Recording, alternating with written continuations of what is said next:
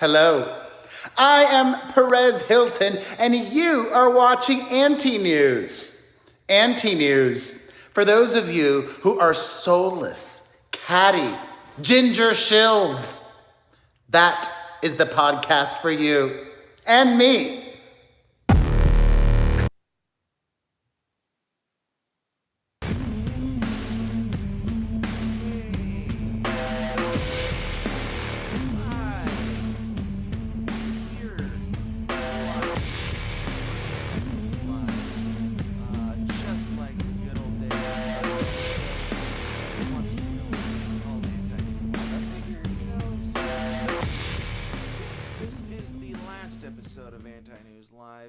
We should go ahead and give technology one final chance to not let us down. And as I say that, my laptop is frozen, so I can't check and see if we're live. But thank you, technology, for not letting us down one final time.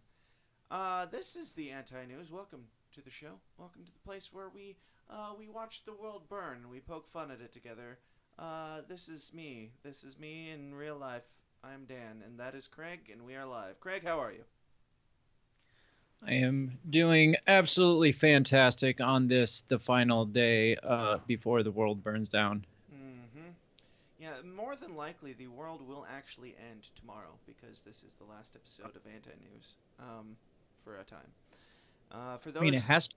It does have to be, because there's no point in having a world without Anti-News. What is the point in having a world without knowing what is going on in the world, supposedly? So, Craig, how's your life going? How was your weekend? And do you have anything new that you want to share that might make this feed flow smoother? Leading question. Oh, okay. So, my weekend was actually really a lot of fun, what I could remember of it. A bunch of us work individuals decided that we really needed a really nice night out, and we decided to go bowling, but we decided to pregame before going bowling, which is always a smart idea.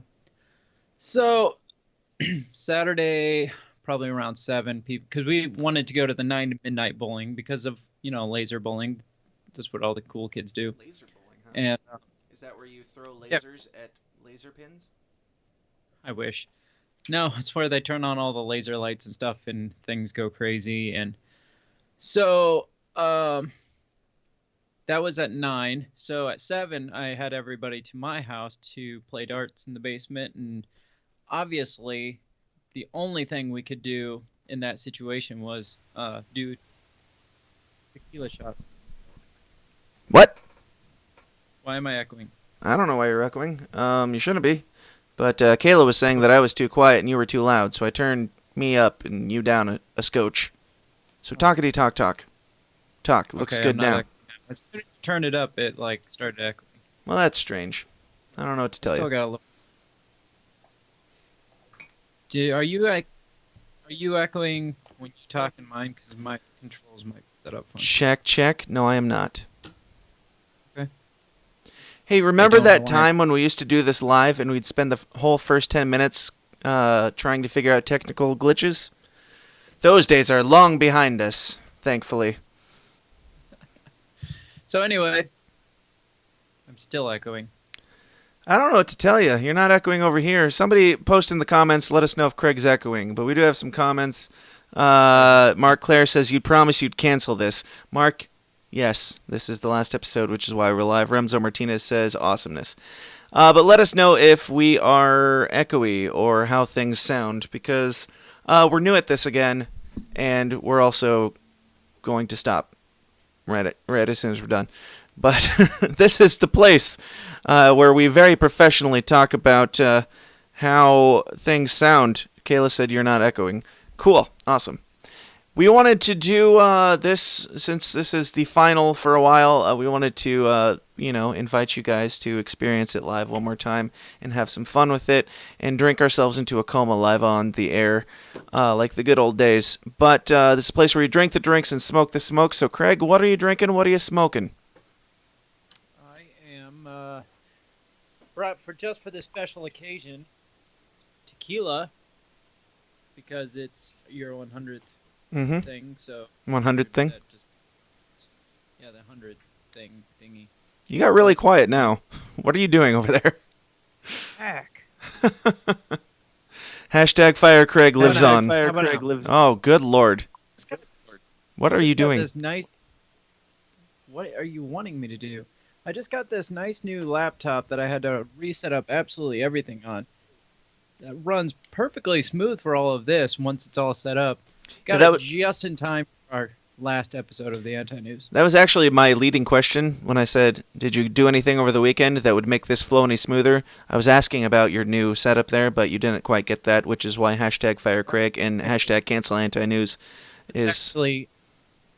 That was actually to make it flow more roughly, because apparently that's all it's doing right now. Apparently.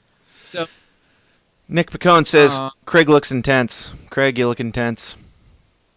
Like intense as in angry intense? No, like you have tents over you. Oh. Kayla said Craig's story about the bowling left me hanging. So finish your story about the bowling, and then let's talk about... So, we're new to this again.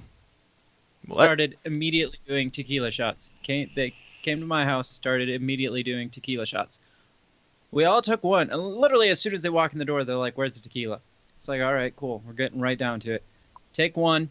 And then I'm just like drinking just some like Jim Beam or something.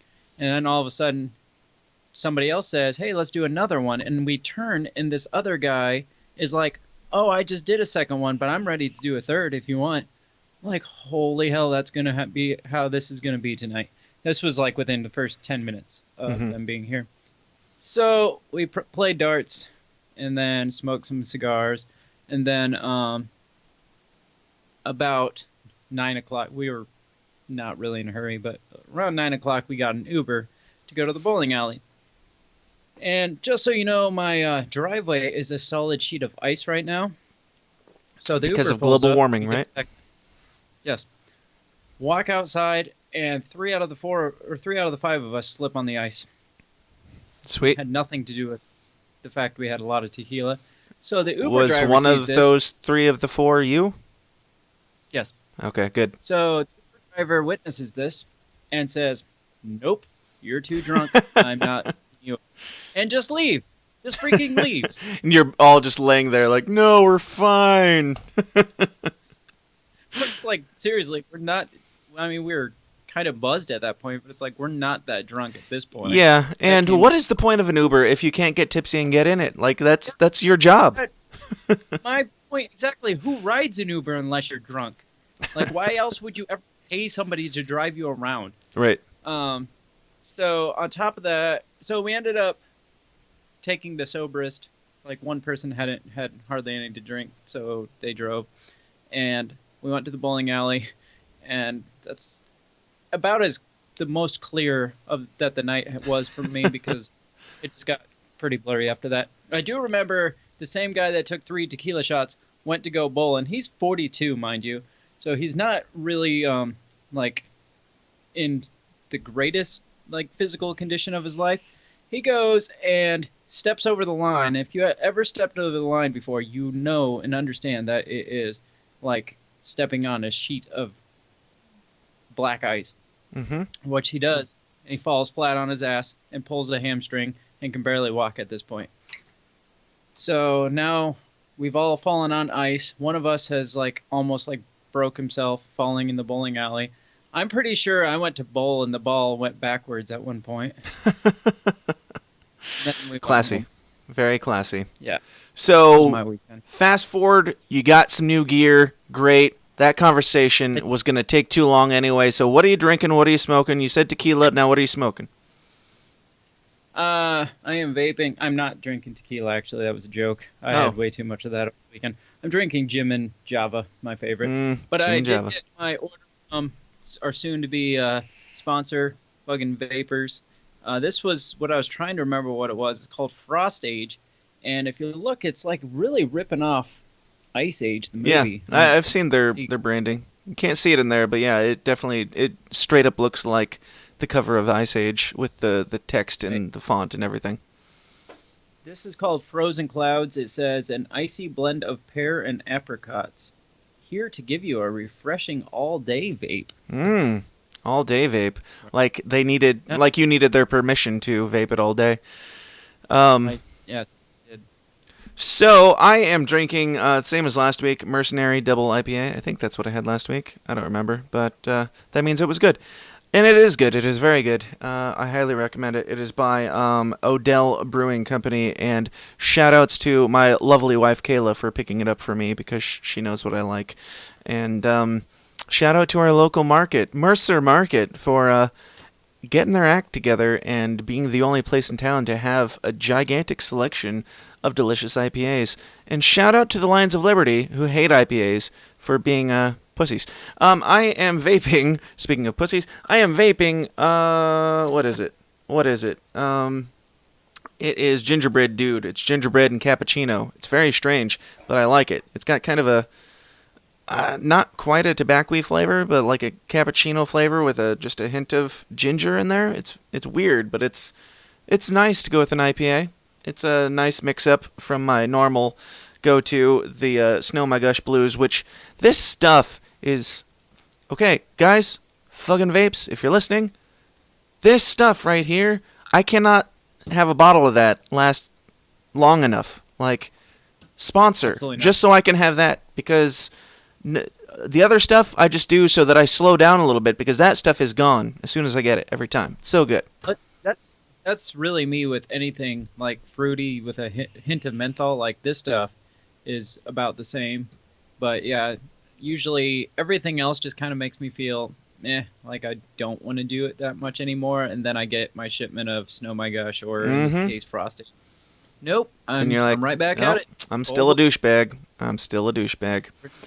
Exactly. All right, we do have some phone calls to send us off in a nice, pleasant way for AntiNews. And to those who don't know, who haven't listened to the episode this morning, the AntiNews is going to be taking a break because I'm working on this documentary. Need some time. Greg, did you listen to the episode this morning? It was just me ranting at a camera for an hour and a half. Did you listen to that? I watched you shouting at the camera. You watched it even? No, I watched it. I did. Wow. This is the first one I've watched in a while.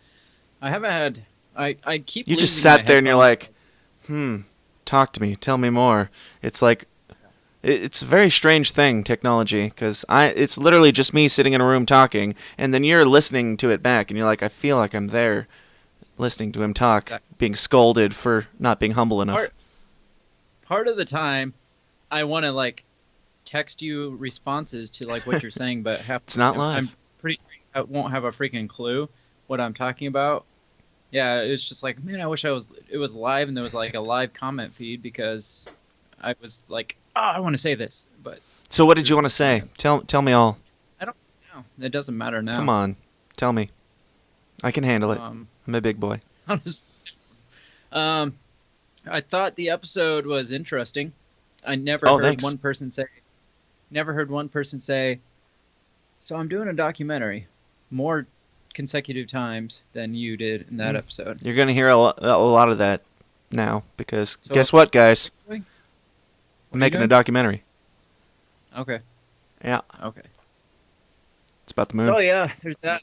The fact that this all is coming to a crashing halt is depressing to me, because now you'll have to find a way to make value in your life for yourself.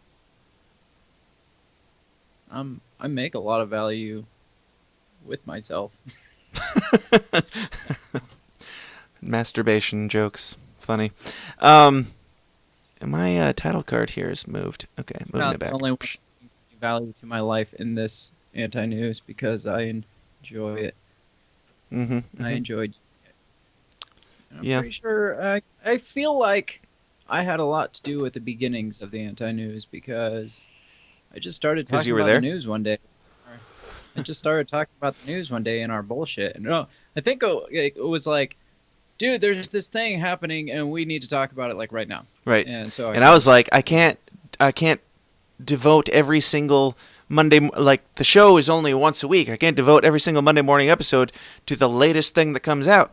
So we started doing BTSBS, which was behind the scenes stuff for the bonus, and then we turned that into AntiNews, which was just bonus. Then we're like, you know what, let's give this out to all the people. And then I was like, you know what, That's a lot of things to do, and so it is, and I enjoy it very much. And what I'm thinking is probably what will end up happening while I'm making this documentary is we'll still do the anti-news sometimes, but maybe we'll make it kind of like what we do with Tripartisan Triggering, where we come on and we talk about a thing, and that's a show, but it's a show within the show that is The System Is Down, instead of another show that is another 3 hours of content that I have to put together every single week. Because I love doing it, and I love getting the word out there about what's happening, and sometimes I don't have a Monday episode ready to go without scrambling, so it'd be real easy to just go, hey, let's find out what's going on in the world and make that into a Monday show until time frees up and the doc is all fleshed out and all that fun stuff. But so Kayla says thanks to Steve at Mercer Market, he gets all the props. He's awesome. He's apparently there's like some grand holy grail of IPAs that he's supposed to be getting in soon. Like he keeps recommending all the things to Kayla, and she brings them home to me, which is great because I don't know, I'm down to try anything, especially if it's an IPA. But there's one kind that he's like, as soon as this comes in, it's gonna sell out. I'm like, just give him my number. I'll rush out there. I live like 5 minutes away. I'll come out there and get it as soon as he gets it in. Just give him my number. Tell him to text me. But yeah, there's that. What were we talking about? So I'm making a documentary. The anti-news, and how you might do it once in a while, and right. You don't have time to do nothing. Yeah. The difference between me and you is, I don't have tons of time either, but I have enough time that I enjoy all the time talking about nothing, and you are saying we gotta spend less time talking about more. Yeah, basically, yeah. And I love talking about nothing, as you all very well know, but you know, times they are changing. Yeah, that's another thing with needing to pump the brakes on this, and why this is kind of getting the axe for a minute, is because your schedule's getting more and more hard to work around, with it being 10 o'clock at night when we do this. Not blaming you, obviously, it just made it easier to see, like, maybe we should take this out right now, because, you know, there's a lot of stuff going on. What? Pretty much every other night of the week I don't have to do it Right. 10 o'clock. This is the one night, and this happens to be the one night that you usually have free too. So Yeah, and well, like my wife and I kind of have an agreement that I'm going to dedicate most nights to family things and scheduled things and real life things, which I think is good and healthy. And so I take one night a week where it used to be like a work night, and then I was like, well, that one night a week can be for anti-news, and so it's like just throwing another thing in there that was like, I just don't want to be forcing it. But like my wife and I. Why are you playing it back? Turn that off. Hashtag fire Craig. I'm trying to see the comment section, but usually I have everything on mute, but I haven't figured that out on this computer yet. Yeah, the whole live thing was not planned. It was just like last minute. If this works, then let's do it. Let's throw it up there for fun. If it doesn't work, it's only going to take one crash for me to say bye. We're going to record other places, but of course now the universe, Simulation Steve, is like, let's just poke fun and let him have this one, make him regret canceling anti-news one last time. I think, again, the fact that it's at 10 o'clock plays a big part, because we never had any issues until we bumped it up to like prime time hours. That's not all of it. I think this is another one of Simulation Steve's his doings, because the company that makes the program that I use to run stuff, they're like, hey, we did a bunch of new upgrades. Our stream should be way more stable now. You can add this, and this.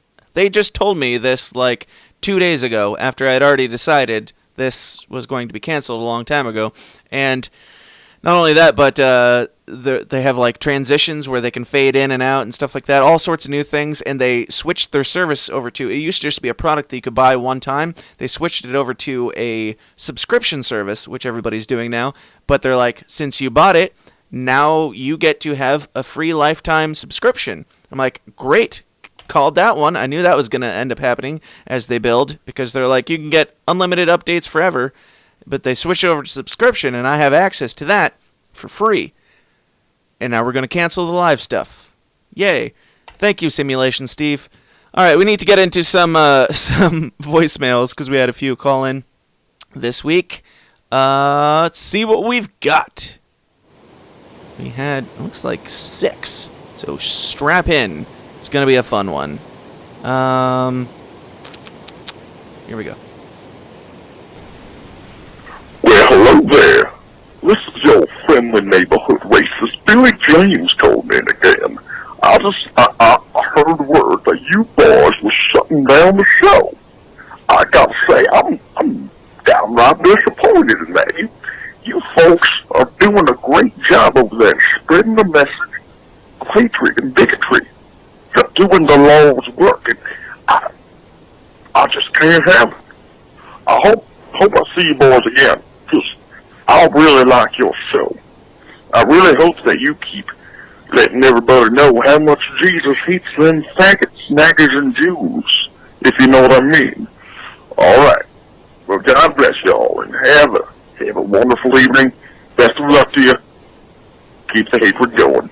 I like how warm he is about his hatred. It's like such a nice Southern gentleman in his hate. What is happening? How did we become this? I don't know, man. Tim Finnegan says, I have a chest cold and it hurts to laugh. Holy shit. Well, Tim, strap in, because it's going to be a fun night. And you're probably going to die from your chest cold. This will be the first time a man has died of a chest cold. Welcome to the AntiNews. All right. What else do we got here? Let me see. Dan and Craig, what's up? Tim Finnegan. I don't even know what to say. The words escape me. In these troubled times, who will I turn to for the news that is pertinent to me? Who will rebuke the dinosaurs and shout out to Simulation Steve intern? I do not know. I do not know! I don't have the words, but I know someone who does.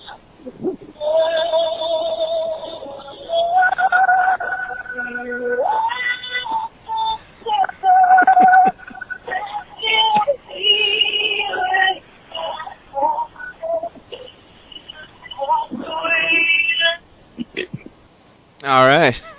I'm gonna hold up the douche flute as my candle. Yep. It's almost like Tim Finnegan is here with us right now, just experiencing this live with us. It's a beautiful thing. It really is. All right, let's see what else we've got. How? This is very Native American man, Nathan Phillips. Goodbye. All right, that's it. He's a man of few words and few thoughts. Thank you, Nathan Phillips, for your call. I appreciate it very much. Tim Finnegan says, thank you, thank you. You're welcome, you're welcome. All right, next call. Hi, this is Moon Lover 69. I think that kind of goes without saying at this point, because seeing that I've become a bit of a celebrity as the most intelligent person on AntiNews. I just wanted to say, I heard that this is going to be your last show for a while, and I can at least say I hope that it's your last show.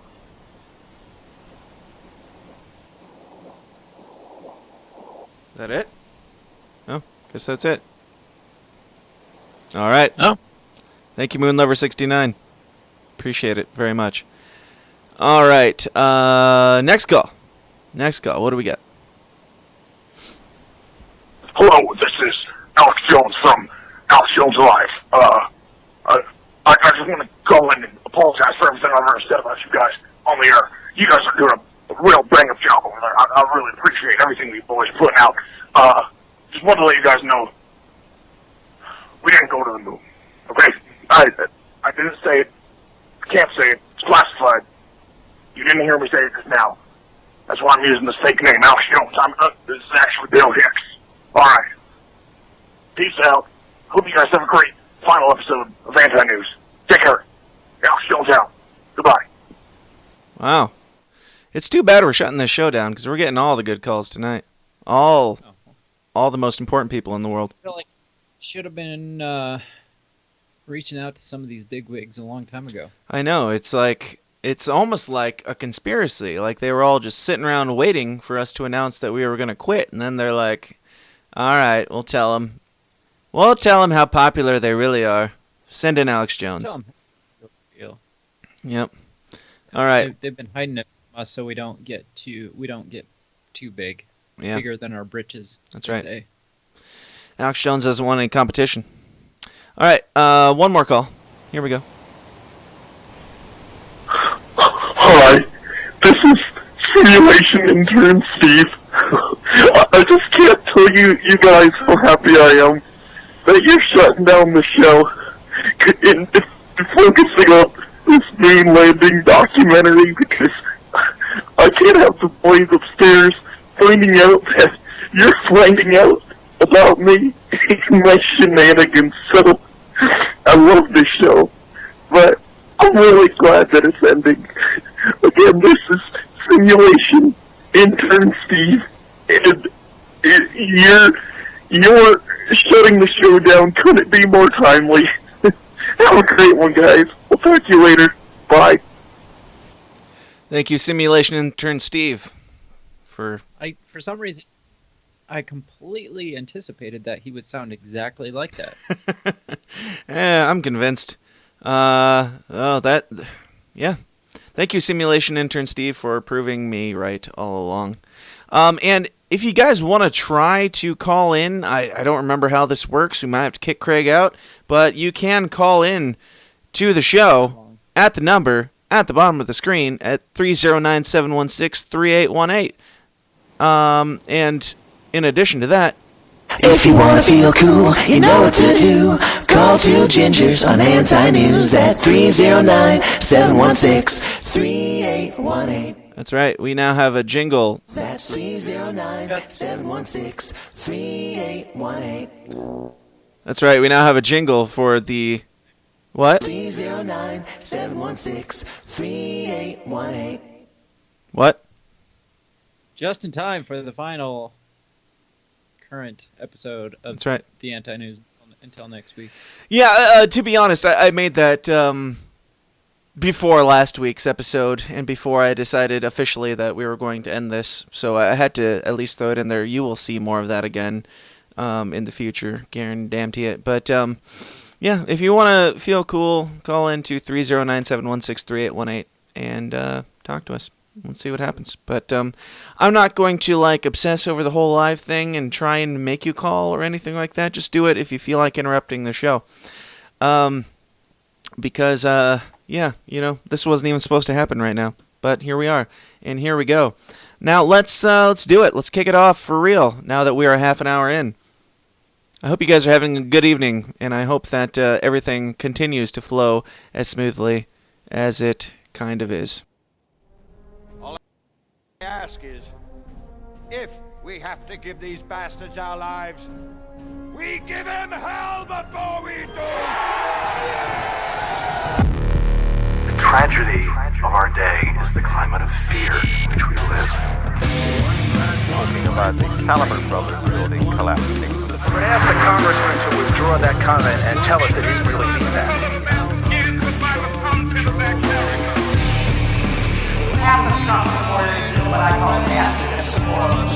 I don't know what I said.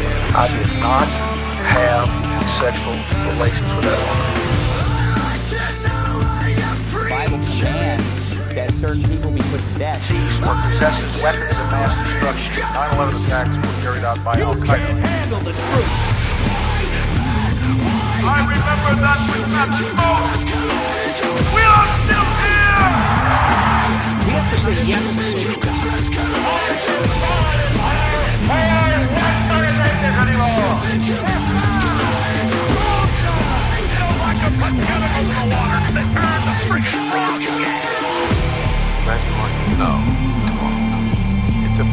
club, and you ain't in it.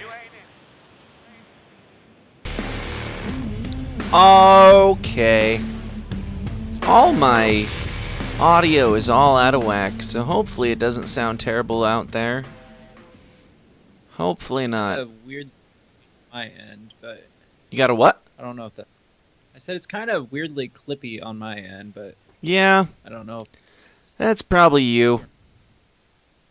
You've got a little bit of a hiss coming from you, too.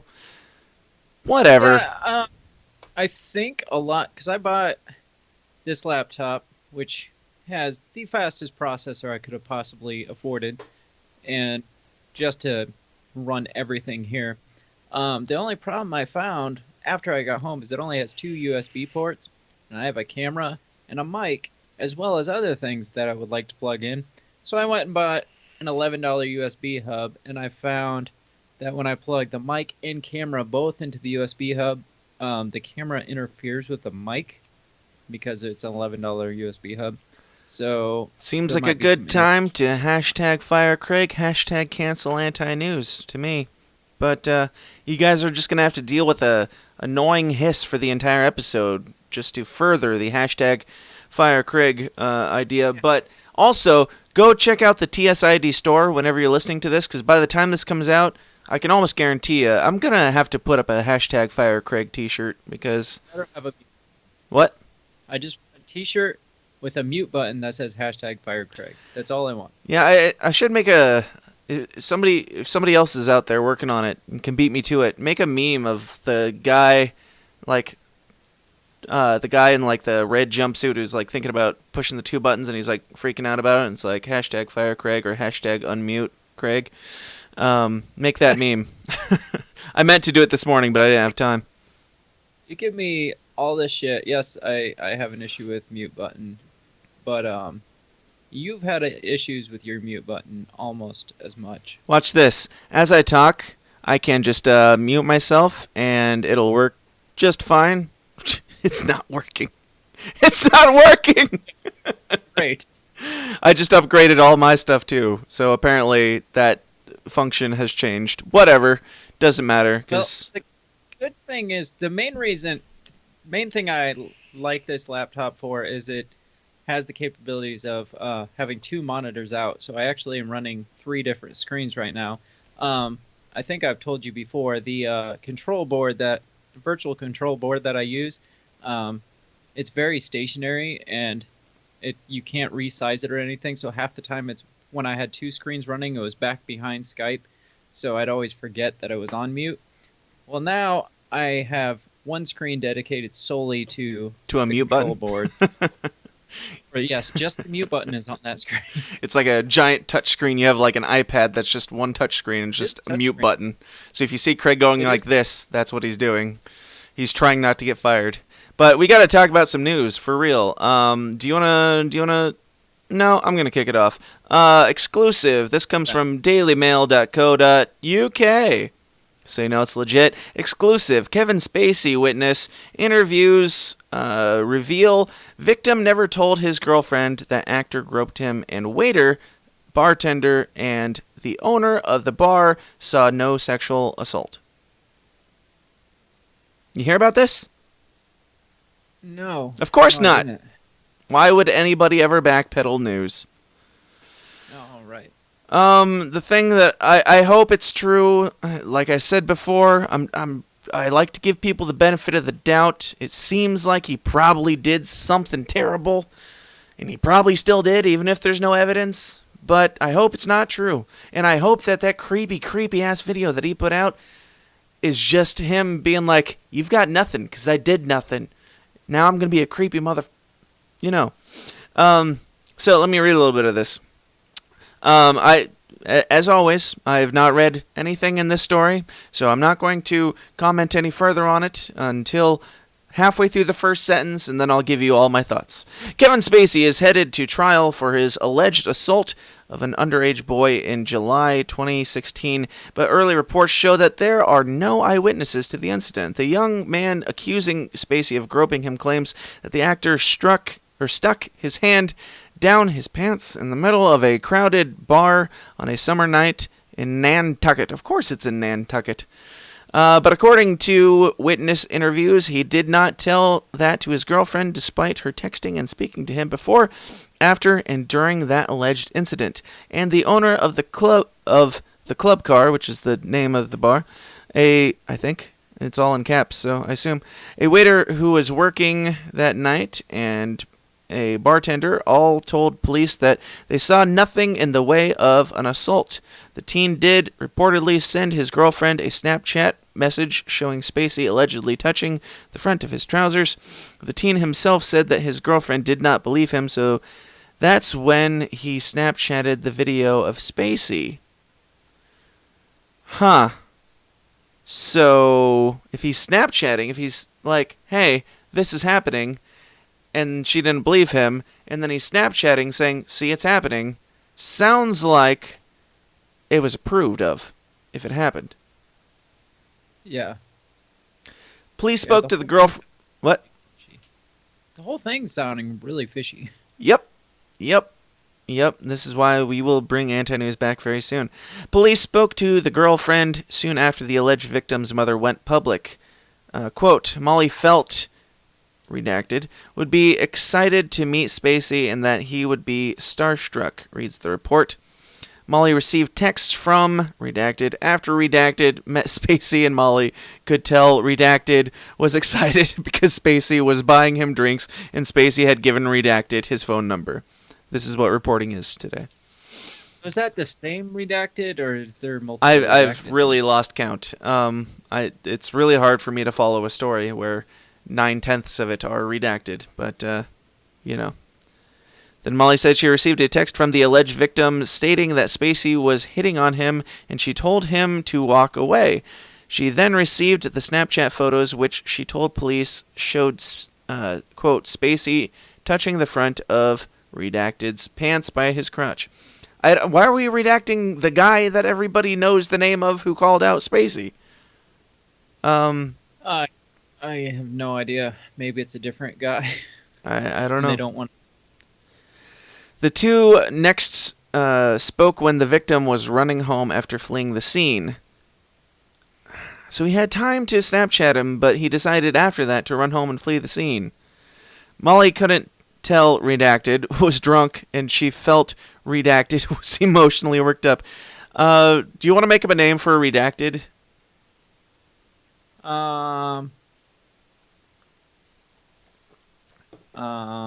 Pierre. Just go with Pierre. Pierre, okay. Molly told police, however, that she never heard about Spacey sticking his hands down her then boyfriend's pants that night either. She said the first she said the first she had of her typos again. Should I shut it down and say no thank you like last week and screw you because you don't know how to? It's hard for me. It's hard for me. It's hard. She said the first she heard of that was when his mother held a press conference. She also said lots of people knew that the alleged victim, Pierre, had been hit on by Spacey, and people would often joke about it because no one heard he was sexually assaulted. The club car owner, Joe Pontorno, quote, did not see Spacey assault anyone, and no one talked to him about it happening. The bartender that evening, David Powell, did not see Spacey assault or sexually assault anyone that night. Yeah, you said that. It is also noted that he first heard about the alleged victim's story after his mother's press conference. Klaus Bokelman, a waiter at the restaurant, said that the whole thing was a blowout of proportion, which is not a phrase used by anyone ever before now. Big long story. You want to weigh in on this, or do you want me to keep going? So they're claiming that while it happened, he was Snapchatting it, but then nobody saw it happen. So if he had it on Snapchat, I guess Snapchat doesn't, it deletes after so long after you've had it or something. Yeah. So, I mean, it's easy unless for her to say. Unless she screenshotted it. he sent it to me on Snapchat, and now it's gone. It's super easy to make that claim with something that's nowhere to be found now. So that is still absolutely that's a good point. 100% no evidence of anything. It's a good point. So she's saying, well, the girlfriend, though, was saying that she didn't believe him. But then she said she did believe him because of a Snapchat, which is something that she can't prove because it's gone.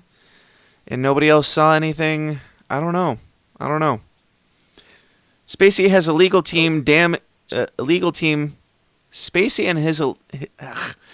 and his legal team make damning statements about the teenager he is accused of groping and the boy's family in a handful of new motions.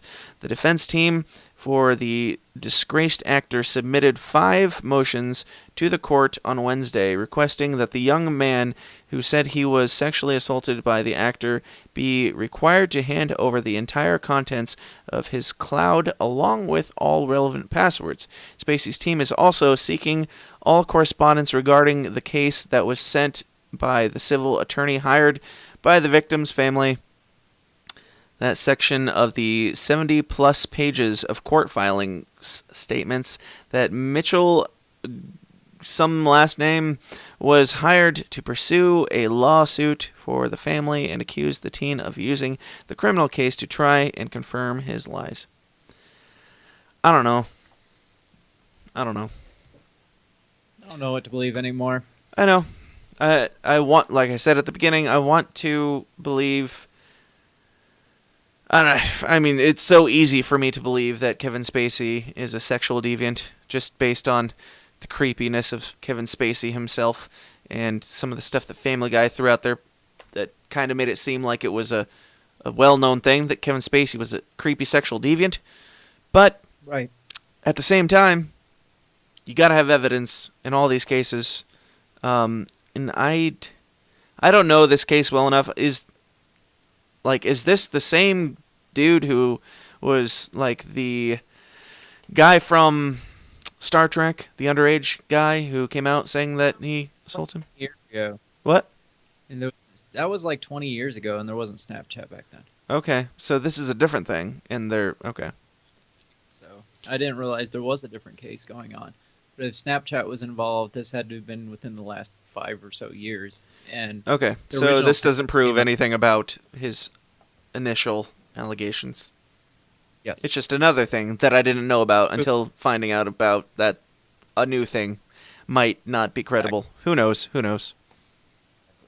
Your turn, segue. So, speaking of sexual deviants, have you followed any at all about this whole Michael Jackson documentary that's coming out? I've seen bits and pieces, like people talking about Michael Jackson again. That's basically all I know. I don't know anything about it. Enlighten me.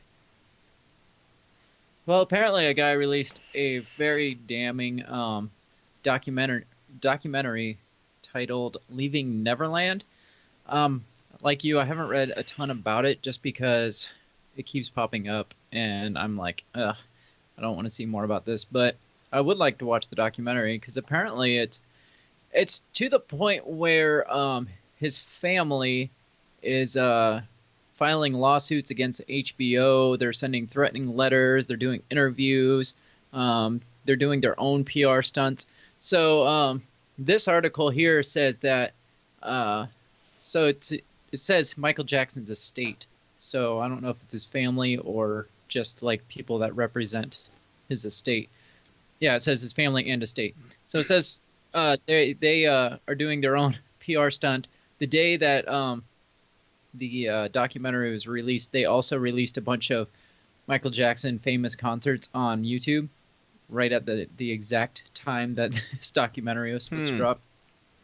So it says, for months now, the family and estate of Michael Jackson have been responding to Leaving Neverland, the searing documentary by Dan Reed that chronicles disturbing sexual abuse allegations from Wade Robson and James Safechuck, with their own amalgam of statements, interviews, threatening letters, and a nice little lawsuit against HBO. In their latest attempt to desperately change the narrative, the estate is sharing the late pop icon's biggest concerts on YouTube for a limited time, free of charge. Which I'm pretty sure. Look over here. Look at that. Look at this. Yeah, I'm pretty sure you can find these concerts on YouTube already.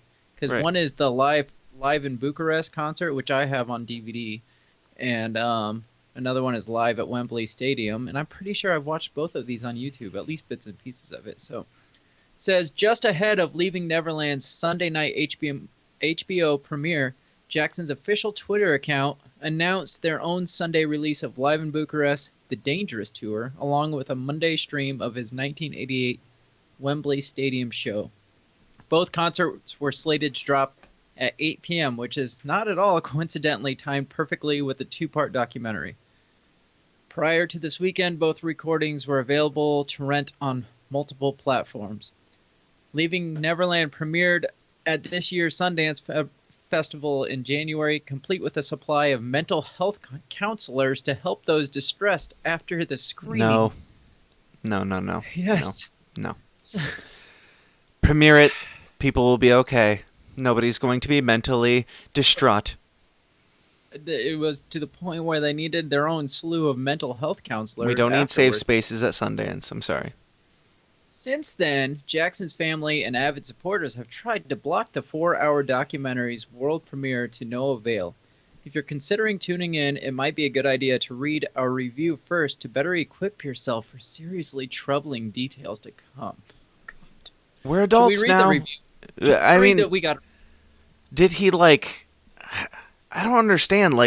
We all know the allegations against Michael Jackson. Is this something new that's going to be super troubling, or is it just the same thing again?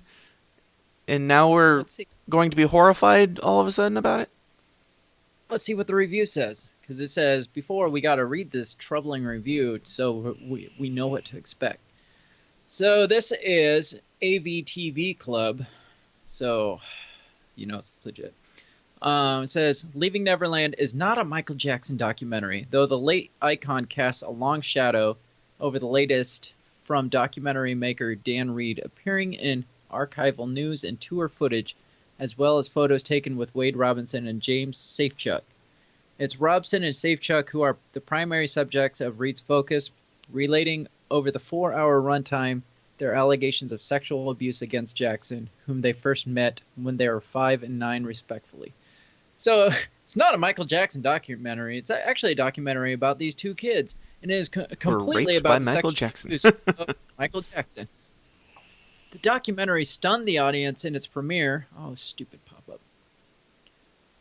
At the Sundance Festival last month, festival organizers even had healthcare professionals on hand to assist anyone who was triggered by its subject matter. Can we just talk about it? Some dispatches out of Sundance describe audience members as looking slightly dazed during the intermission. Leaving Neverland is currently scheduled to air over 2 nights on HBO in early March, and viewers are bound to be grateful for the lengthier respite in between. Reed ensures this is a harrowing watch. The soaring orchestral score from Chad Hobson providing a jarring counterpoint to Robson and Safechuck's graphic accounts of abuse they say they suffered from Jackson over several years. If any production ever necessitated built-in breaks, it's this one. Ahead of the cable premiere, Reed had been adamant that he wasn't seeking to recreate the timelines put forth by the two, I'm going to just say the two, in their entirety, or otherwise litigate the allegations made against Jackson, including the accusations made by Gavin Arvizo, which led to a trial in 2004 and a subsequent acquittal in 2005 for the embattled pop star. In the court of public opinion. Blah, blah, blah, blah, blah, blah. Just so you know, Leaving Neverland is up on thepiratebay.org, so I'm going to download that and watch it, and you and I should do a Rotten Potatoes review of it. And it will be like an AntiNews Rotten Potatoes mashup, where we give our thoughts on the documentary as a movie, and also our thoughts on the documentary as this horrifying case where people need safe spaces at Sundance in order to deal with the mental atrocities that it is invoking. The thing that is annoying is that it says this isn't pretty much litigate the allegations, like basically say that he was guilty or not. But this is entirely what it is. It's just, I mean, I'm not saying it did or didn't happen, but you can't say this documentary isn't about whether or not it happened when you are going into. But you're saying that it will mentally scar people. Yeah, gruesome detail that leaves you dazed and needing that week-long break between the next section of it. Right. So, Beto Renteria says, you guys need to get a hold of Gabe Hoffman or Matthew Valentinas from An Open Secret, which I've heard of and have not watched and need to watch. Beto, if you want to shoot me an email, I will definitely hit them up. If you have any contact information for them, or if you can find their contact information, I will look into that for sure. Just send it over to my email, dan@tsidpod.com, and I'll see what I can do. But speaking of horrible documentaries that will leave you scarred for life, did you hear about the new Flat Earth documentary that's on Netflix that people are talking about? I thought you were going to talk about your documentary again. Speaking of horrible, terrifying documentaries, I'm making a documentary. No, did you hear about the Flat Earth documentary? It's called Beyond the Curve or Behind the Curve or something like that. No, I haven't heard of that. A couple people. Thing you just posted? What? Does this have to do with Marty Leeds at all? No, actually. If they were going to make a Flat Earth documentary, it should have something to do with Marty Leeds. But this thing, at church on Sunday, I actually had somebody come up to me and say, hey, so I looked into this Flat Earth documentary on Netflix. I was like, I don't know what you're talking about. He's like, it's called Behind the Curve. He's like, it seems a little one-sided. And I was like, I still don't know what you're talking about. But go on. And he didn't really have much to say. So I watched that documentary today, and this thing is like the most gruesomely painful. It's super well made. Like, the production quality is great. Much better production quality than you would expect from a documentary about Flat Earth, but it's literally saying zero things about the evidence or the ideas behind Flat Earth, the theory itself. It's literally just following Mark Sargent around and showing his life and making Flat Earthers look like children who are seeking attention. And it's doing it in a subtle way where some people will be like, oh, yeah, Flat Earthers are stupid. But it doesn't say anything at all about the theory. At all. Like, it shows Jaron, who's one of the main guys in the Flat Earth theory, shows him trying to conduct an experiment, and it shows it in real, like, they went and they filmed him doing it. He approved it, but he said that he wanted to, like, see the footage before they put it out, and from what I hear, they, like, shopped it to Netflix, and he didn't have the approval. He was doing an experiment, and the experiment failed.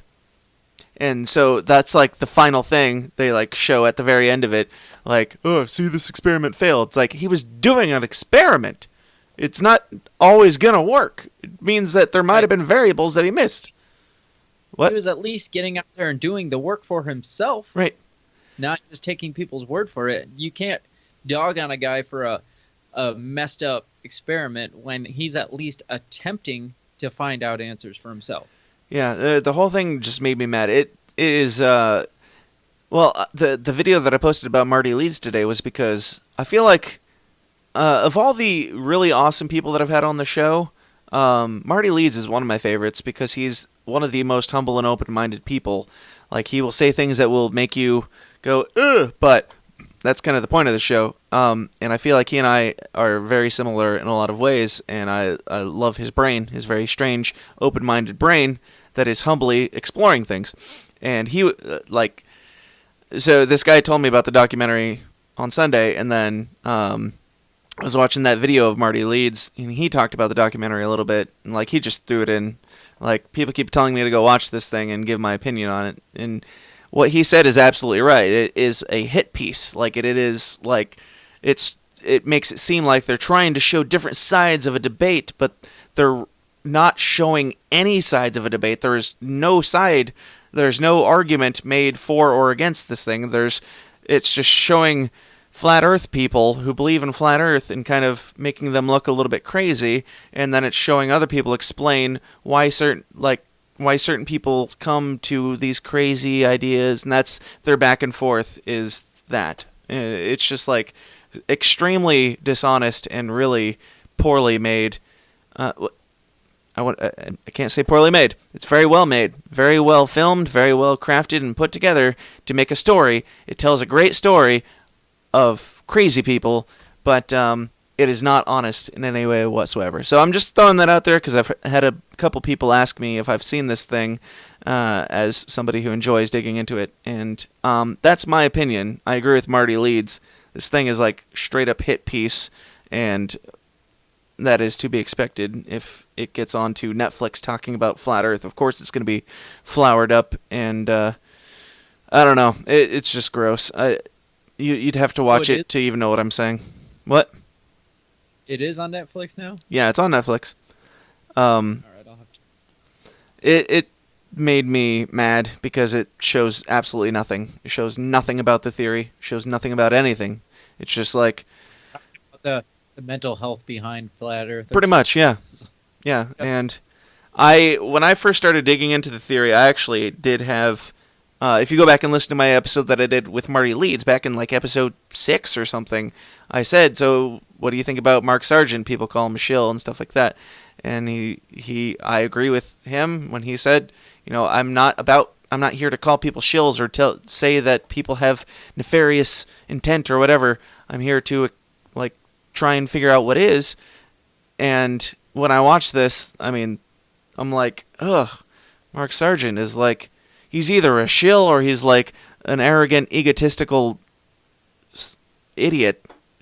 And it presents him in that way. I don't know if he even realizes that's happening. Maybe he is just an arrogant idiot and they're just filming him being that way. Either that or he is like covering something up. But it's gross and I don't like it in any way. It's not at all what the flat Earth people are about, the good ones, and it's not a good representation. But just throwing that in there because you brought up documentaries. I watched that today and it triggered me. So there's that. Did you a slew of counselors to walk you through your pain afterwards? No, I did not. That's what you fine folks of the system is down are here to do. Help me through my insanity. But let's see what else I've got here. Our good old pal AOC, Alexandria Ocasio-Cortez. Did you see the video I posted in the forum earlier today? The SNL video? I did. I was too busy watching you rant and yell at your computer screen. Oh, Remzo tried calling. That's sad. Call him back. I'll call him back. Yeah, the video is it's do you remember the clip of Seth Meyers when he did the Weekend Update and they had on the girl that you wish that you didn't talk to at a party or whatever? Do you remember that bit? Vaguely. Yeah, vaguely.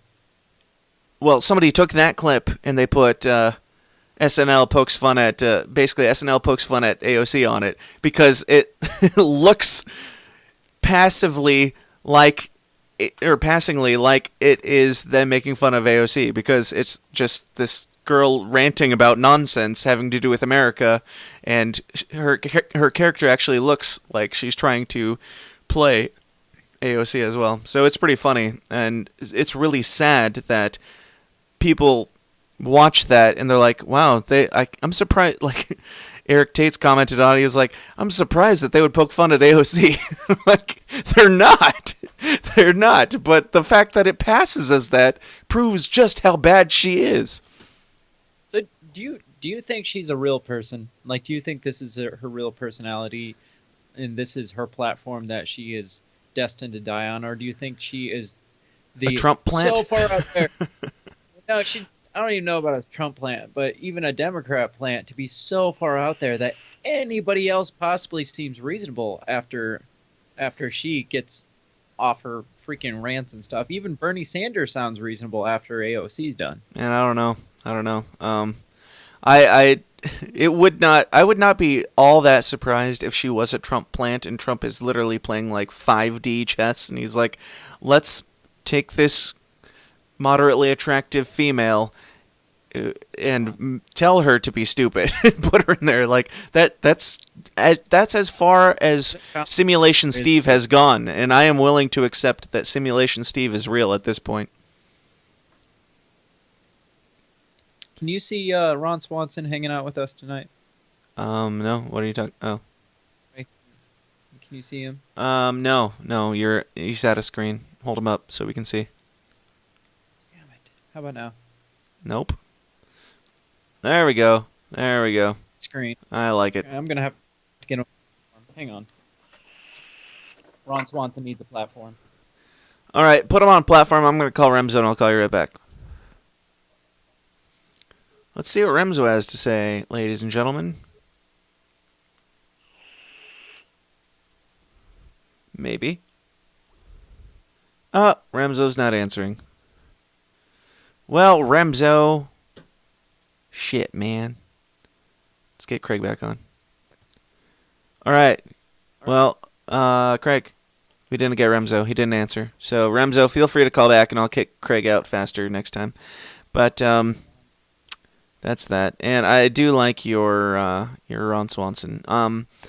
Back in the day when I first watched Parks and Rec, I didn't know what libertarianism was, but I was like, I love Ron Swanson. There's something about that guy that I really like. Now I know what it is. Now it has a title, which is nice. How about now? Can you see him? Yeah, but you're really quiet.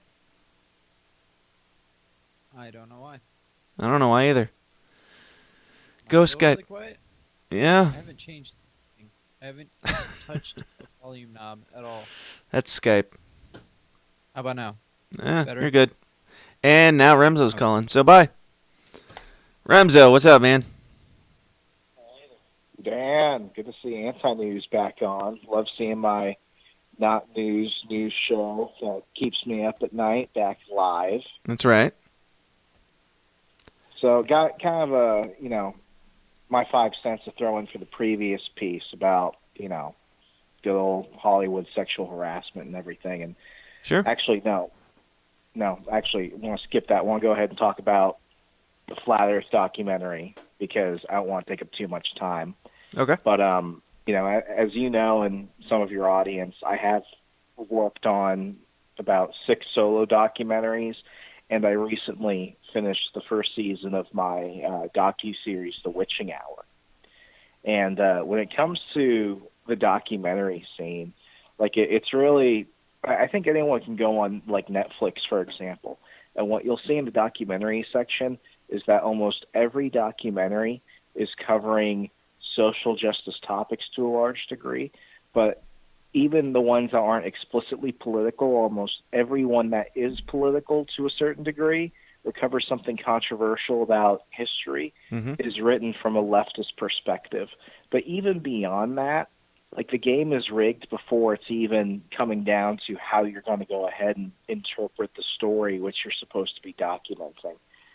Something I haven't talked about before is that right around the time that I had finished my first solo documentary series that was the predecessor to The Witching Hour, Haunted Republic, my brother Ryan, who's the executive producer for both of those series, him and I were actually approached by 2 major cable news networks to do a show about supernatural and paranormal sightings and situations along the Appalachian Mountains.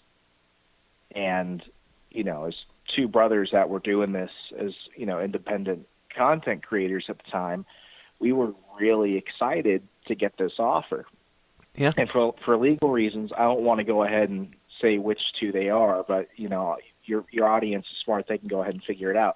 It's 2 of the main cable news networks where you're most likely to see something about maybe ancient aliens and maybe on the weekends, man versus food. So I'll just put that out there. They can guess what channels. Sure. But long story short, as we were reading the preliminary contracts for this proposed series, several of the things that really bothered us was the fact that this would be both a scripted show, so it would be filmed like a documentary show, but it would be scripted.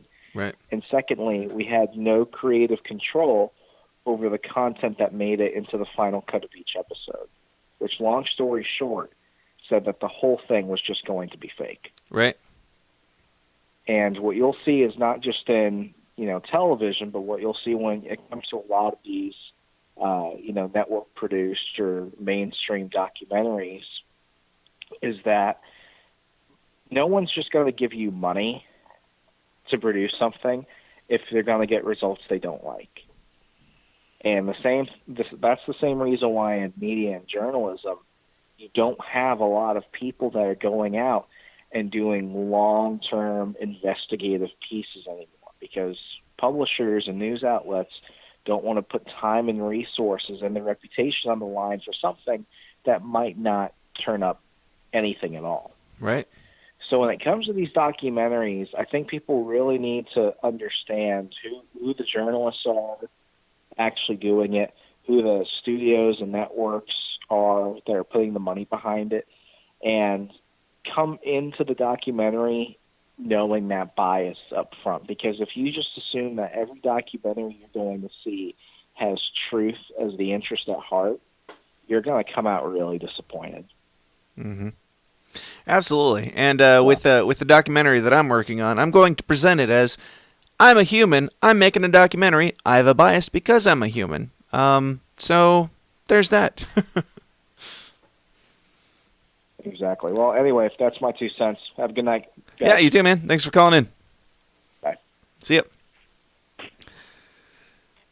All right. Yeah, with the Moon, the Myth, the Legend, I'm not going to pretend like I don't have a bias. I'm going to let everybody know my bias and let them know how I'm approaching it, because if I pretend like I don't have a bias, like all these people do, like Beyond the Curve did, and then I sneakily throw in my bias, then it's just shady. It's just bad. It's bad. That's what everybody's doing. All the news channels, everybody's saying, we don't have a bias. We're completely fair and balanced news. And then clearly they have a bias. If you have a bias, that's fine. And you do, because you're a human. Just say your bias, and then we can decide if we want to listen to you after that. But don't say that you don't have a bias, and then just poke and jab and give op-ed pieces, and call it news. Hi, Craig. Welcome back. Exactly. So, as I was saying, head back in the screen. I've got his toupee in his eyes at the moment, but brought up AOC, the headline from Daily Mail, so you know it's legit. God played quite a joke on me with this politics stuff. The privacy-loving mother of Alexandria Ocasio-Cortez whips up lasagna as she tells how she had to flee New York because of high taxes and gushes about wedding bells for her daughter. That is the entire title of this article. It's like a paragraph long. What? That's like super extensive. Yeah. That is the most descriptive title in the world. It almost feels like we don't need to read it because you just gave us a paragraph, which is probably the whole story. But here we go anyway. Mrs. Blanca Ocasio-Cortez, the woman who inspired U.S. Representative Alexandria Ocasio-Cortez to take up the fight for the, quote, little guy, says she always knew her daughter would make something of herself. She knew even before the birth, 29 years ago, of the New York Democrat who has driven the right crazy since her surprise congressional win last year. This isn't biased at all. This is fair and balanced news reporting right here. Of course. I mean, just right off the bat. She was going to fresh out of the womb. I knew she was going to go big places. I knew that she was good. Well, not just that, because that's just the mom talking. But the journalist is saying would drive the right crazy. Not showing any hand or anything, but whatever. Quote, her dad and I were preparing for Alexandria's birth and still picking names, end quote. The 56-year-old woman of two said in an executive interview with DailyMail.com. And he came up with Alexandria. I thought about I thought about it for a while, and I said, Alexandria Ocasio-Cortez, that sounds very powerful. That'll be her name. Thank you for this news. Thank you for this news. We needed this enlightenment. Thank you so much. Mrs. To make up bullshit on the spot during this interview. We named her Alexandria because we knew blah, blah, blah. Who cares? You're her mom. Of course you're going to say that. In today's news, Alexandria Ocasio-Cortez's mom says Alexandria Ocasio-Cortez is great. Thanks, Mom. It was special. It was a special girl. Right.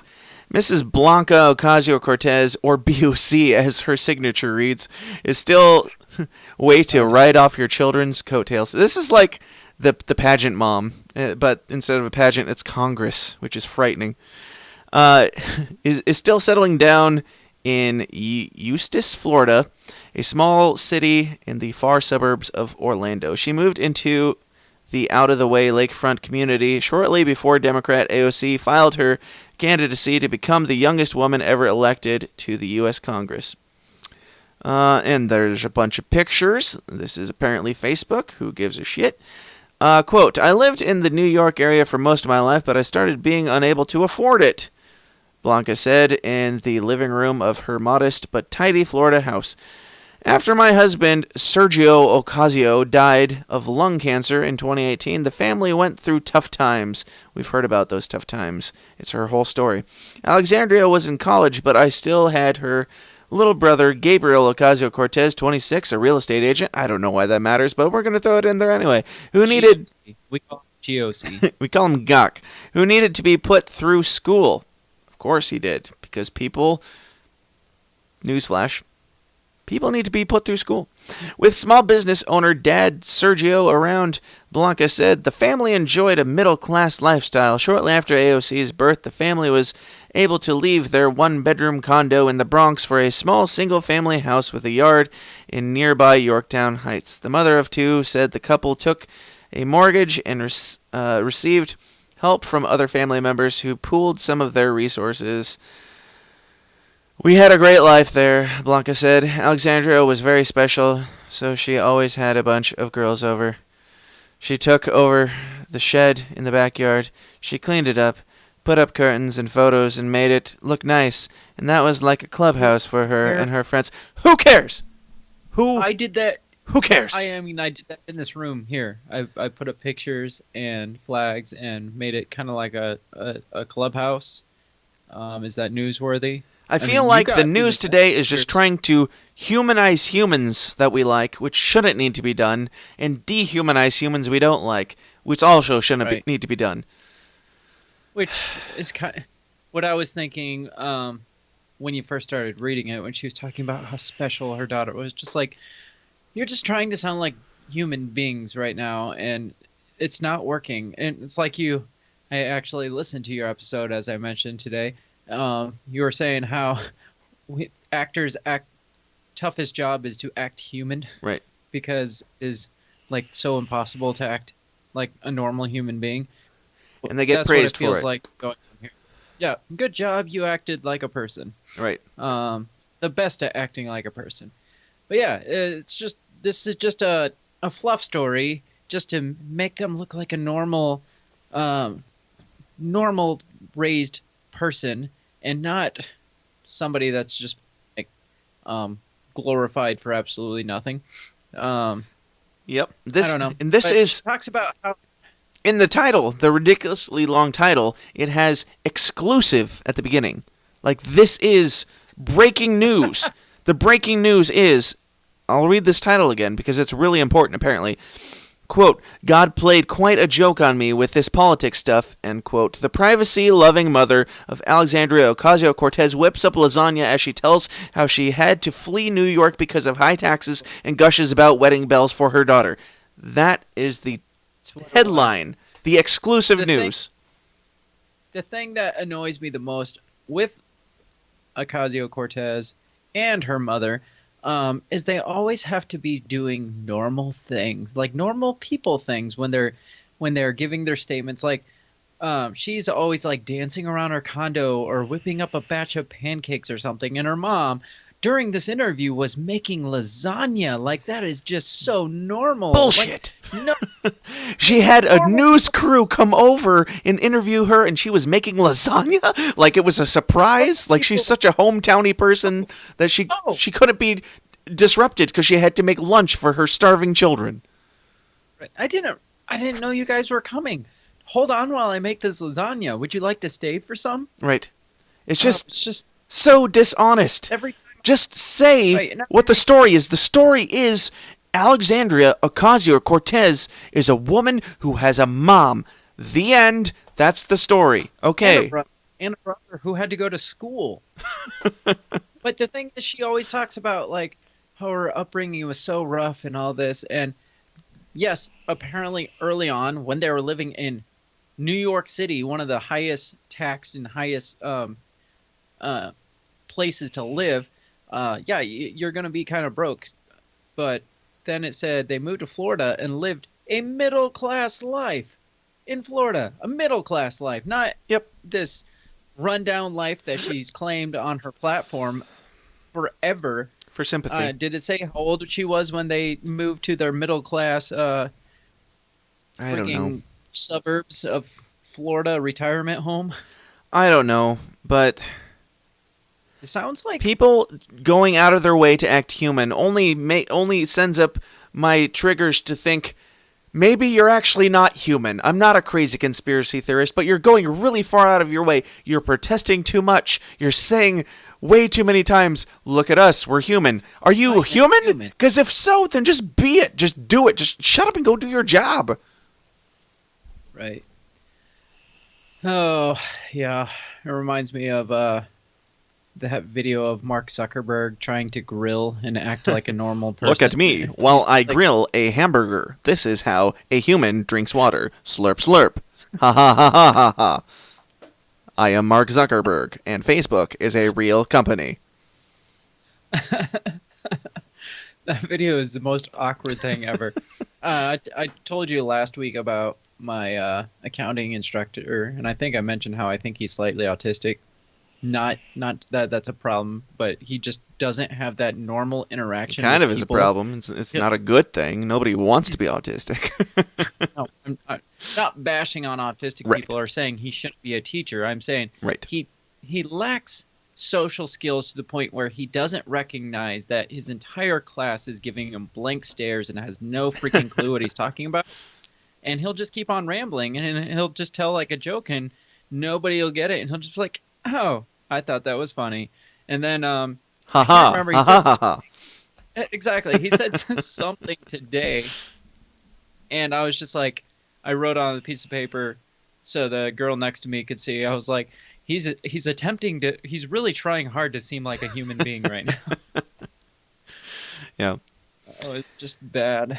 Yeah, So, it's just life. It's just life. Just be yourself. Be human. Don't if you have a hard time being like interacting socially with people, just say it. Just be honest about it. It's fine. I did. I still do. It's fine. And I will tell you right now, I could probably go into the doctor and get diagnosed for autism or other things. Who cares? It doesn't matter. Just be yourself. People are commenting. Beto says, "You guys, Tim Cook's pupils I posted on your TSID page. You guys see," he says. No, I haven't. Maybe I don't know. There's so many things that I've not seen because I've been quite busy. But post it in this comment thread, and we'll definitely see it. Repost it. This is the one time that I won't call you out for reposting something that you have posted before. All right. So that's that. We have learned tonight that Alexandria Ocasio-Cortez is a human, supposedly. Let's go ahead since we're at an hour and... Anya. What? I have two more stories that have to be touched. That's fine. We will touch your stories, but let's give the shout-outs to all the people first. Are you okay with that? Yep, I'm good. Are you sure? Yeah. Okay. Cool.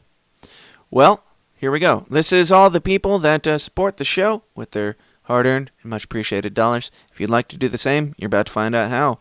But thank you guys for tuning in to our our fun little live party. We're going to keep this party going right after this, so stick around. Hey, this is Gret Glyer from Donor-C, and you are watching AntiNews Live. Hi, this is Ole Damgood from Light on Conspiracies, and you are watching AntiNews Live. Hey, this is Brian McWilliams from Electric Liberty Land on the Lines of Liberty. You're watching Anti-News Live along with my lazy dog Hank here, who diarrheaed all over that couch. That's why that blanket's there. Enjoy! And now it's time for that part of the show where we give a big thank you and a shout out to all the beautiful men and women who support this show with their hard-earned and much appreciated dollars. We could not do this without you. If you would like to increase the value of your life and get your name on this list, just go to patreon.com/thesystemIsDown and join the Downers Club. I'm done, I'm pissed, and I'm not putting up with it anymore. You Satanists want to sacrifice the West. You want to kill the beautiful goddess that is the West. You people are enemies, and we're going to get your asses, and we know what you're up to, and we're coming for you. So I've had enough of these people. Okay, so I've been containing this for the last week. That's why I've been in here sweating and getting pissed, because I can't handle it no more. Hey, this is Toby from Bad Christian, and you're watching Anti-News.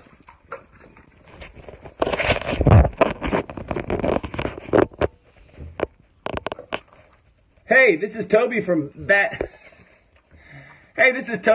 Christian, and you're watching Anti-News.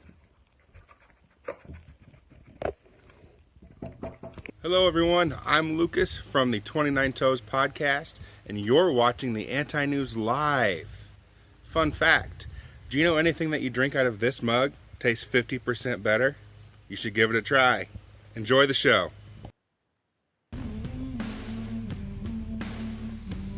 Okay. I figured out why I was proven wrong earlier. Yeah, they did change the mute controls, because my Stream Deck here, it will control functions on the program. But if they change the short codes to do different functions on the program, then I have to redo all of my things on here. So thankfully they didn't change all the others, because otherwise this would have been a much more cluster of a show. But a nightmare. Yeah. So cool. That's all the people that support the show. Excuse me. We're drinking. We're partying here. It's fine. There are some people that are currently supporting the show that aren't on that list because I haven't updated that list in a while. So to you guys, sorry. You're probably not watching this anyway, but if you are, sorry.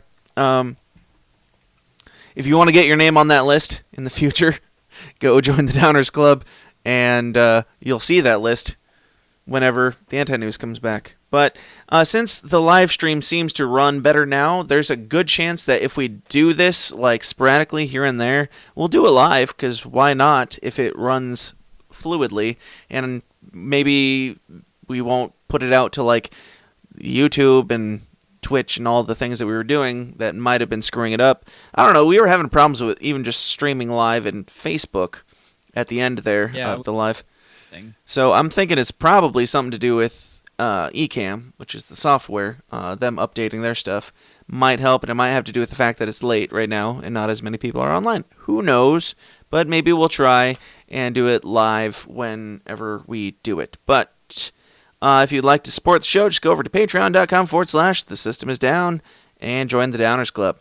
Because I know that most of you are going to be listening to this in the future, we have to still give all the plugs, even though you just watched it.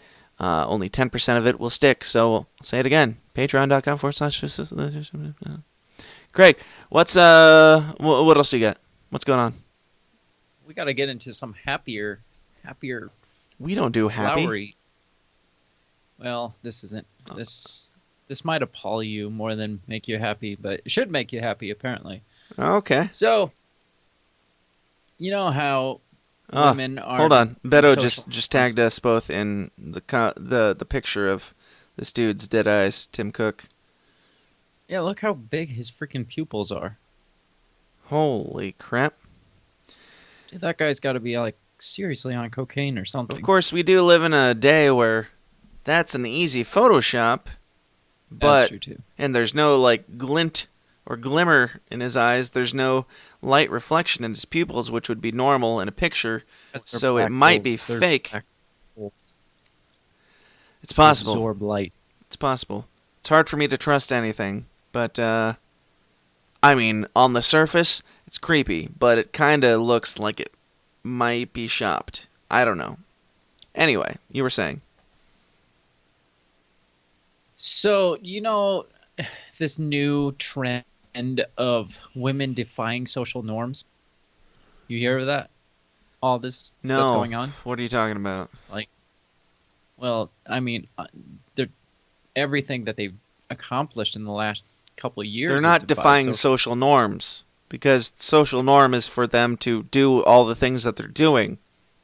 Aside from this one, feminists tearing down men. But go on. A California woman defied social norms by covering her face. Can you guess? With? Yeah, can you guess what?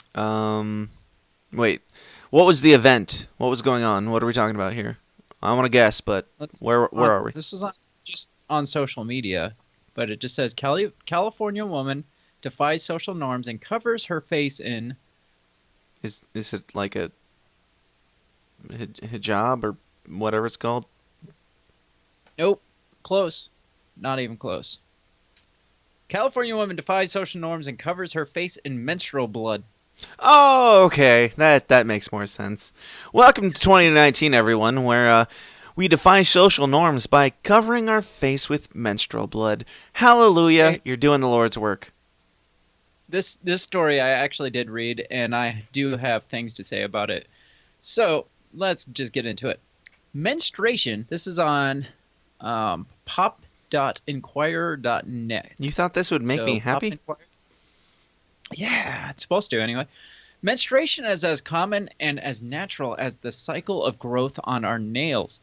So it's somewhat strange to see people being embarrassed by it. But in an effort to revoke the stigma surrounding this normal bodily process, one California woman covered her face in menstrual blood and posted the video online. That'll do it. That'll make it seem normal.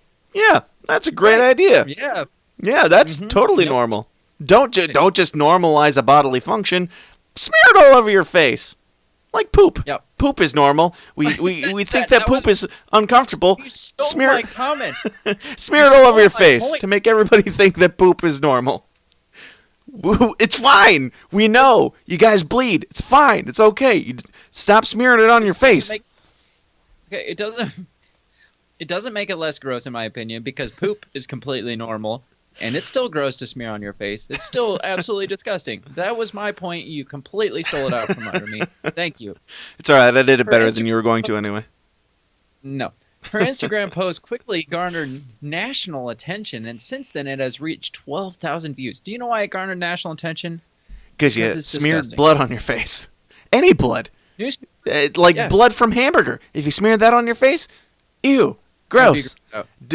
It's not going to make me think cows are any less gross or cow blood is any less gross. It's going to make me think it's more gross because I'm imagining it on your face now.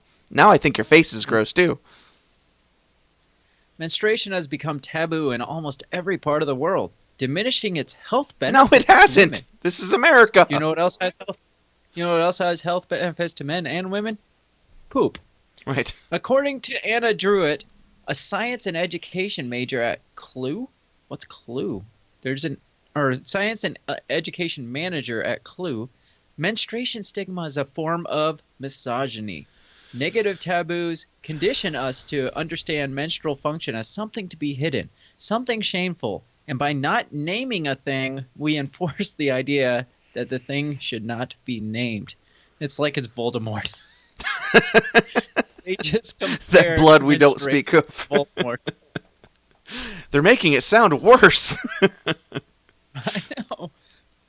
Because we call it a period instead of menstruation. The menstruation from the bears. I don't care what you call it. Check the bears. Poop is gross. If you call it shit, if you call it poop, if you call it crap, it's still poop. Right. Any bodily fluid is gross to me. Yeah. There's taboo against. It's not taboo. Phlegm is gross. It's not taboo. It's just gross. It's not taboo. Taboo means that it's socially unacceptable. It's socially acceptable. There's Tampax commercials all over the place. Way more than we need. We don't need people telling us how you can have wings on your pads now. We know that. Women, you know that. You've got it figured out. Guaranteed. Women know about menstruation. Men know about menstruation. We've all accepted it. It's not taboo. It's not weird. It's just a thing. It's a gross thing, just like pooping.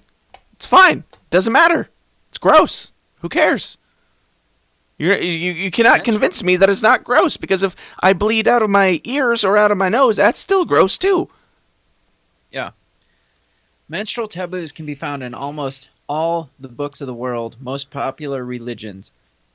All the world's most popular religions. So it's not shocking to learn that menstrual stigma can be found in any culture of our society. Even if we are living in modern times, the menstrual stigma is still rampant, hindering women's ability to fully understand their own sexuality. No.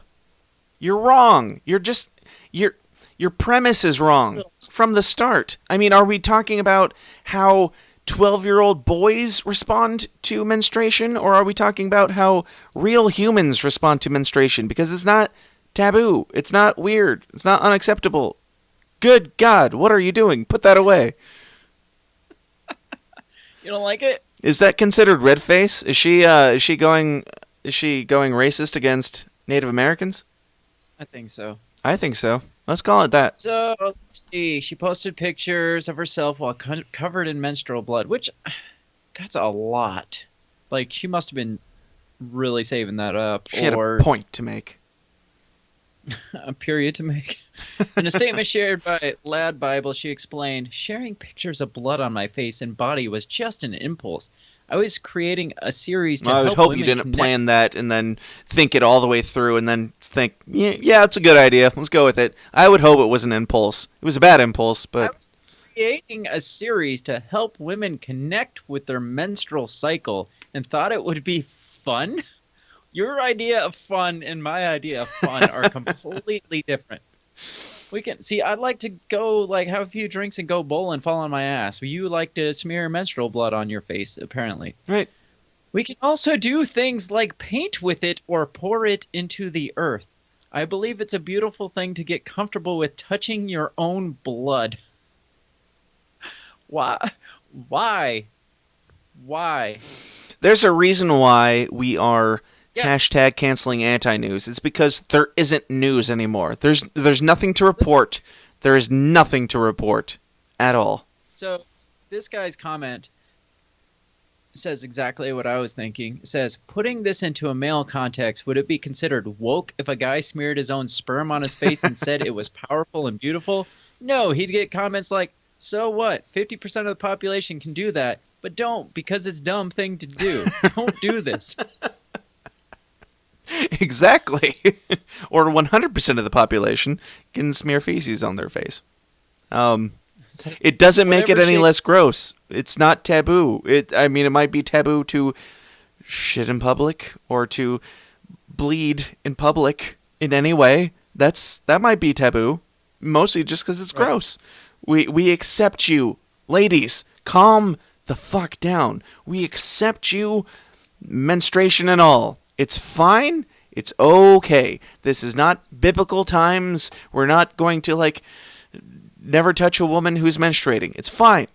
It's fine. It's okay. Shut up about it. Shut up about it. You bleed. It's okay.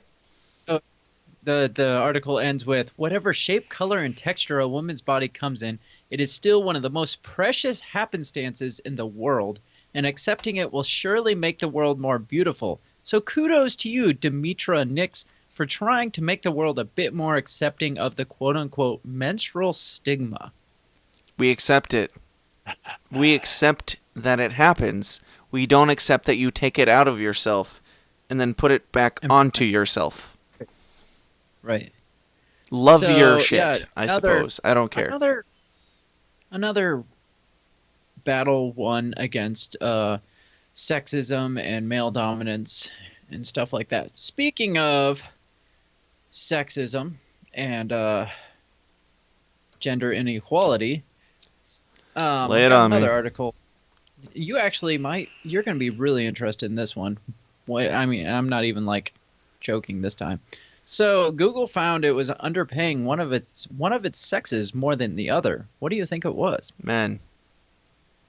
Google found it was underpaying more men than women for similar jobs. Thanks, simulation intern Steve. Right.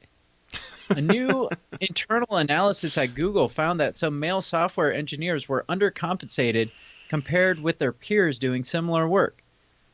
Says Google made adjustments for 10,000 employees, 10,677 employees, totaling $9.7 million. However, it's unclear how much was awarded to men.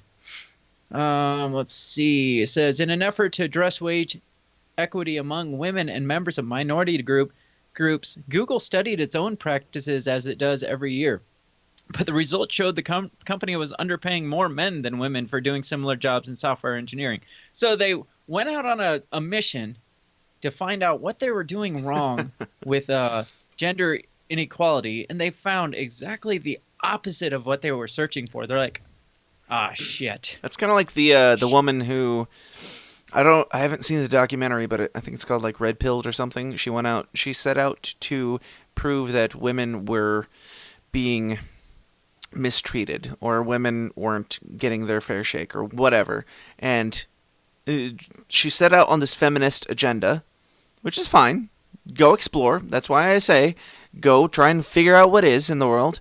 And then she came to the opposite conclusion. She ended up making a documentary about the mistreatment of men and why men don't get a fair shake. And everybody is giving her crap for that. It's like, yeah, exactly. Just accept that you might be wrong. That's what documentary making should be. It should be exploring. And here we are. Did we cover the story about the transgender, the woman trans to man that...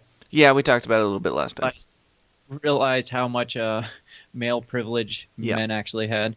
Yep. Yeah, that's another interesting one. So this says Google's analysis found that in one group of lower-level software engineers, men receive less discretionary funds than women, according to the post authored by Google's lead analyst for pay equity and people analytics, Lauren Barbado.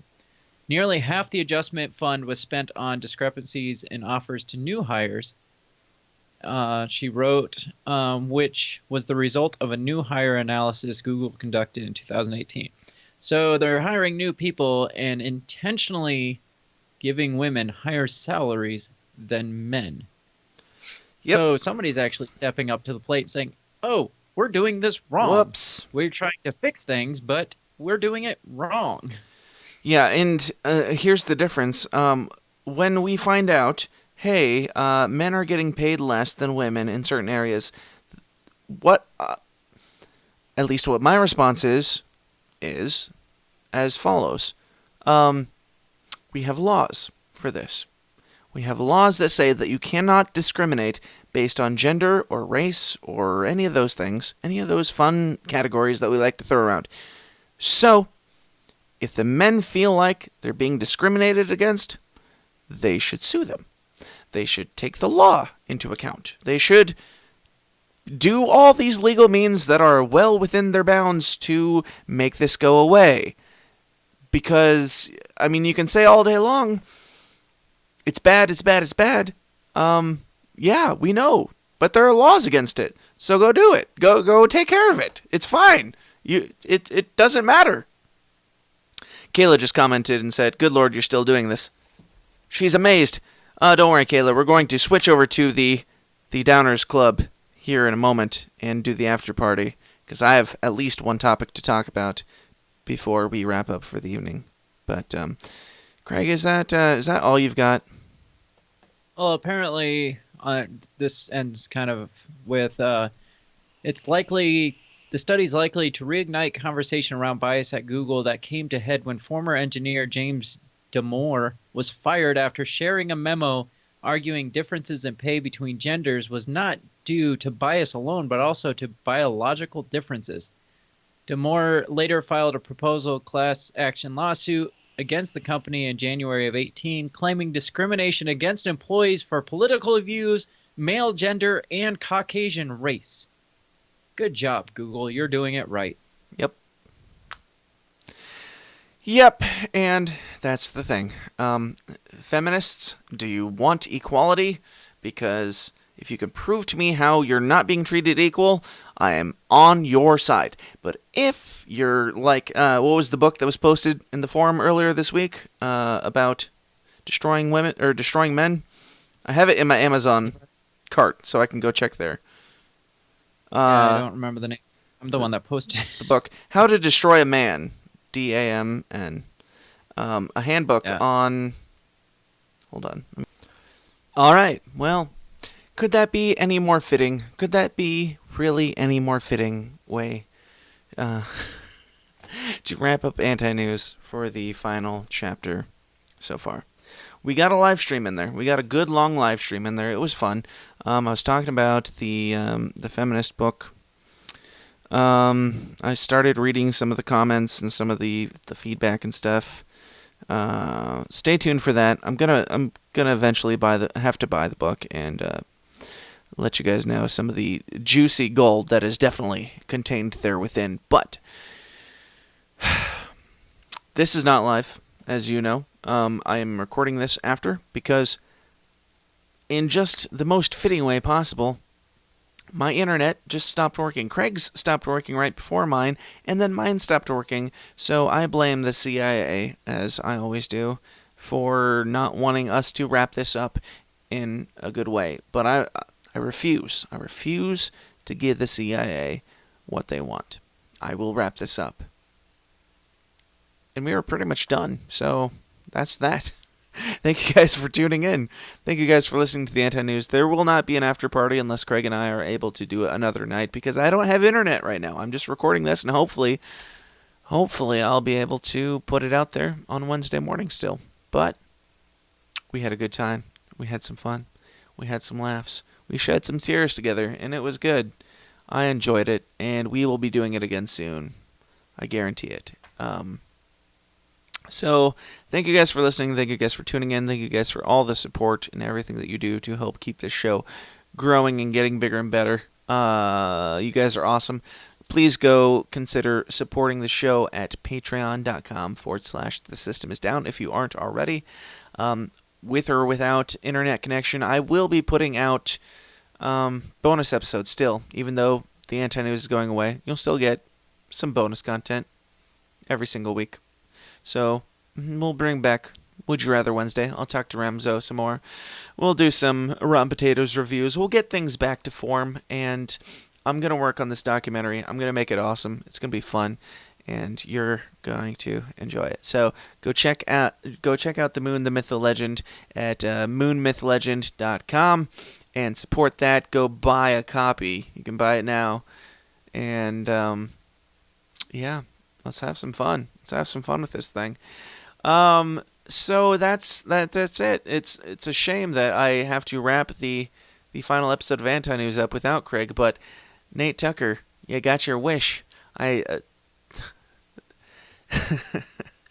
Simulation intern Steve has #fired Craig. He has cut off my ability to even wrap up this episode with Craig. So, thank you, Simulation intern Steve. Thank you, Nate Tucker. Thank you, Craig, for your service. #fire Craig is official. The world works together in a beautiful and horrifyingly wonderful way. So, that's that. And I was going to say I'll talk to you guys next week. But there will still be the Monday morning episode. Monday morning, this Monday will be, as I said, Massimo Mizuko talking about the moon landing. Then we've got... After that, we've got Abby Johnson and the girl that acted Abby in the movie Unplanned. They're both coming on the show, and that's going to be coming out. And we've got a whole bunch of fun stuff coming up in the very near future. So fret not. You will still get some awesome content every week. You will still get some awesome bonus content every single week. And we'll keep this thing going. Yeah. Thanks. Question everything. Stay uncomfortable. Be bad. Have fun, and Anti-News will return in the future. See you guys.